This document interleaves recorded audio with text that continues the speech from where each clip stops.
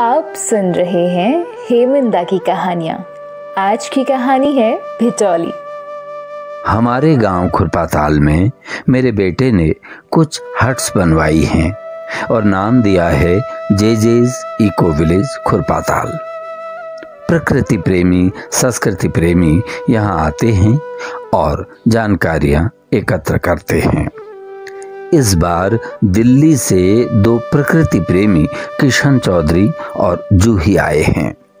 यहाँ की संस्कृति, खान पान, पेड़ पौधों और विविध परंपराओं पर इनकी गहन रुचि है। इस स्थल पर अक्सर यहाँ के युवा फिल्म मेकर्स आते हैं, अपने गीत, लघु कथा, लघु फिल्मों को शूट किया करते हैं। जूही ने जब शूट होते देखा तो पूछने लगी, अंकल इस शूट की थीम क्या है? मैंने बताया कि हमारे यहाँ भिटौली अर्थात भेंट देने की परंपरा है जो भाइयों द्वारा उनकी बहनों को दी जाती है। जूही बोली, वेरी इंटरेस्टिंग अंकल, बताइए ना, मैं इस सब्जेक्ट पर पेंटिंग्स बनाऊंगी। सेट लग चुका है, शूटिंग प्रारंभ हो चुकी है। लोक वाद्य लेकर लोक गायक और उसकी दो पत्नियां हमारी दिशा को आ रही हैं। उन्हें देखकर गांव की नवविवाहिताएं एकत्र हो गई हैं। लोक गायक बैठ चुका है, ऋतुरैन सुना रहा है और नवविवाहिताएं उसे घेर कर सजल नेत्रों से कथा सुन रही हैं। ऋतु गे हेरी फेरी हब रंगीली चैत्र के माह में भाई बहनों को भेंट अर्थात भिटौली देने जाते हैं। बहनें अपने ससुराल में भाइयों की प्रतीक्षा करती हैं।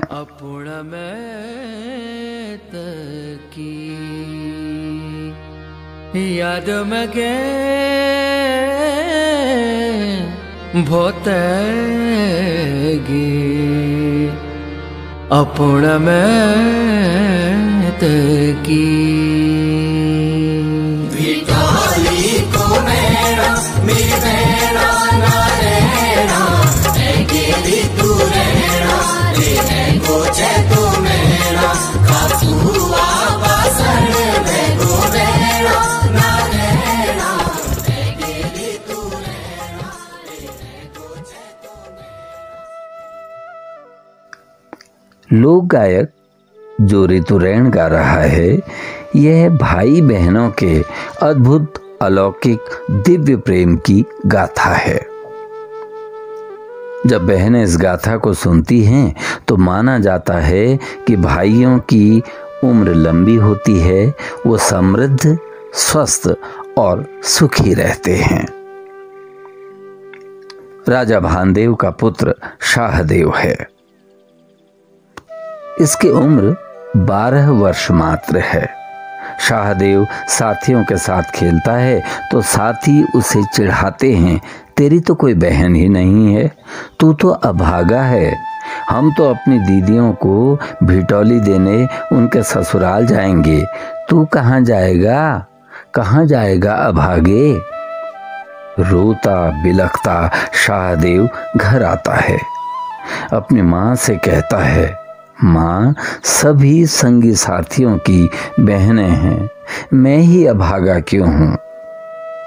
सभी अपनी बहनों को भिटौली देने उनके ससुराल जाएंगे, मैं कहाँ जाऊंगा माँ।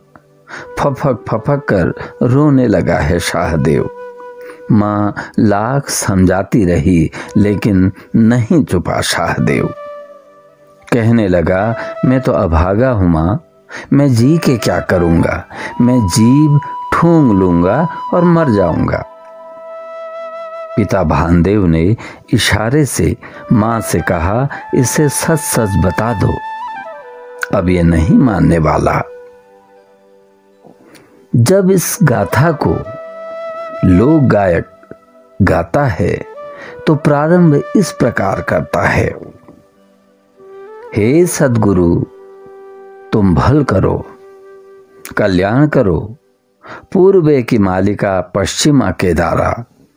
ध्यान जागे, ध्यान जागे, ध्यान जागे, धर्म जागे, कर्म जागे, दान जागे। ब्रह्मा जी को वेद जागे, राम जी को दरबार जागे। साधु को अखाड़ा जागे, जागेश्वर भोलानाथ जागे। हे भोलानाथ, हे जगन्नाथ, सबों को कुलवंश जागे, सबों को कुलवंश जागे। हाँ, जब शाहदेव जीभ ठूंगने की बात करता है तो माँ कहती है, तेरी भी दीदी है पगले। शाहदेव, तेरे जन्म से पहले ही तेरी दीदी गोरीधना का विवाह नागदेश के राजा कालीनाग से हो गया है। तू नागदेश जाएगा तो वहां नाग तुझे मार डालेंगे, इसलिए तुझे ये बात आज तक नहीं बताई। गायक कहता है, जोग हट, त्रिया हट, राज हट तो हट हुए, लेकिन बाल हट बिकट हुआ महाराज, बिकट हुआ। शाहदेव ने जाने की हट कर दी। माँ ने 12 साल के हिस्से के कपड़े, 12 साल के हिस्से के पकवान और जेवर रखे एक पोटली में और भेज दिया शाहदेव को बहन के ससुराल। बालक शाहदेव भालुओं की, शेरों की और राक्षसों की बस्ती पार करके न जाने कितने गाढ़ गधेरे लांघ कर पहुंच गया हो नागलोक।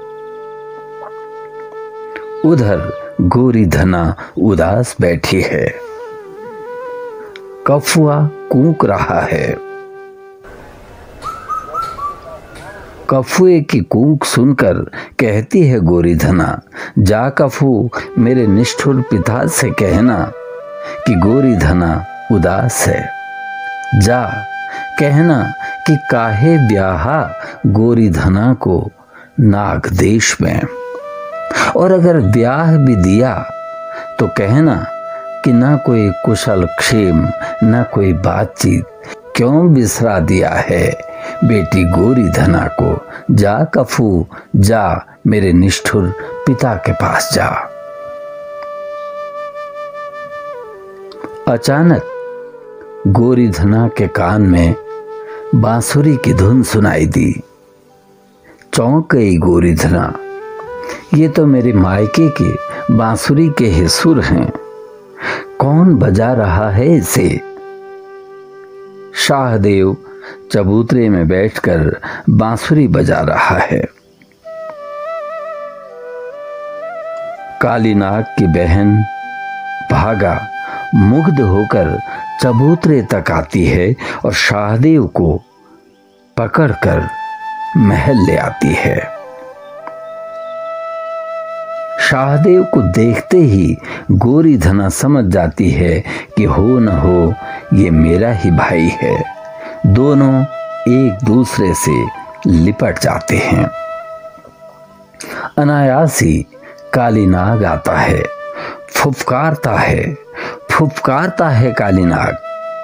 मानव गंध, मानव गंध, ये मानव गंध कहाँ से आ रही है। हो न हो ये मानव गंध है। डर कर गोरीधना शाहदेव को पिस्सू के रूप में अपने बालों में छिपा लेती है। अनायासी बालों से छिटक कर पिस्सू मानव आकृति में आकर जीजा कालीनाग के पांव छूता है। कहता है कि जीजा, मैं हूं दीदी गोरीधना का भाई शाहदेव, तुम्हारा साला, प्रणाम स्वीकार करो जीजा। कालीनाग शाहदेव का सत्कार करता है। कुछ दिन की आओ भगत और उसके बाद डोली सजाकर गोरी धना को मायके के लिए विदा करता है। कहता है, धना शीघ्र लौटना। विदा होने के बाद कालिया नाग की बहन भागा, जो शाहदेव पर आसक्त है, नाग को भड़काने लगती है कि हो न हो ये कोई बहुरूपिया है जो भाभी को हर कर ले गया है, ये उसका भाई नहीं है। कालिया नाग की सेना पीछे दौड़ती है। शाहदेव और कालिया नाग में युद्ध होता है। कालिया विष की फुफकार छोड़ता है, कहता है कि तू भाई नहीं, तू कोई और है जो गोरी धना को भगा कर ले जा रहा है। दीदी पर आरोप लगता देख दुखी हो गया बालक शाहदेव, और क्रुद्ध होकर शाहदेव ने दोधारी छुरी से खंडित कर दिया काली नाग को, और खुद भी अपराध बोध से ग्रसित हो गया कि खुद सुहाग उजाड़ा है अपनी बहन का। शाहदेव ने उसी दुधारी छुरी को जीभ में रखकर शाहदेव ने अपने प्राण त्याग दिए। दुखी होकर गोरी धना भी अपना प्राणांत कर देती है। कहते हैं कि राहगीरों ने चौबाड़ी चौमुड़ी में रख दिया नाग को, चबूतरे में रखा शाहदेव को और रोपित कर दिया सीलिंग का एक पेड़ वहां पर। नौले में बहन गोरी धना को रखा। अब जो भी पहुंचता है राहगीर वहां पर सीलिंग वृक्ष की छांव में बैठता है, चबूतरे में शीतल जल पीता है नौले का। स्मृतियों में जिंदा है वो तीनों सभी के। जूही बोली कि अंकल, इसका साहित्य कहाँ मिलेगा? मैंने कहा कि ये तो जनश्रुतियां हैं। हमारे यहाँ के कई कई लोक गायक इन कथाओं को गाते हैं, सुनाते हैं, जिनमें लोक गायक झुसिया दमाई, कबूतरी देवी जी के कथानक लोग बड़े चाव से सुनते हैं। इसका लिखित साहित्य कहाँ मिलेगा अंकल? इसका लिखित साहित्य भी है। हमारे कई विद्वानों ने इस पर शोध किए हैं। स्वर्गीय गिरीश तिवारी गिरदा के निर्देशन में डॉक्टर भुवन शर्मा, डॉक्टर गिरजा, डॉक्टर चंद सिंह चौहान आदि के द्वारा हिमालय संस्कृति और विकास संस्थान के तत्वावधान में शोध प्रकाशित हुए हैं। हाँ, अलग अलग लोक गायक अलग अलग कथानकों को सुनाता है। कई लोक गायकों की गाथा में ये भी कहा जाता है कि भाई बहनों के अमर प्रेम को देखकर देव शक्तियों ने तीनों को जीवित कर दिया था। जय देवभूमि, जय उत्तराखंड।